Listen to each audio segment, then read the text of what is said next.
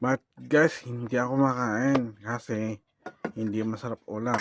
Isda, isda, isda, isda, gulay din hindi ayaw ko ng ulam yun.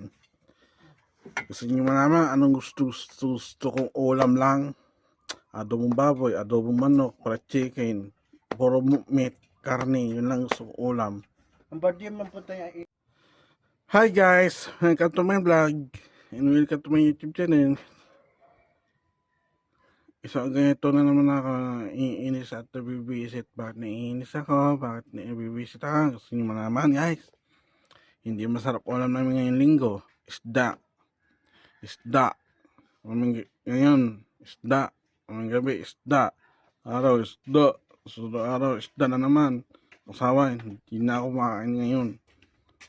Kasi nakakasawa ulam. Kung masarap sa ng ulam, Ano, kumbe?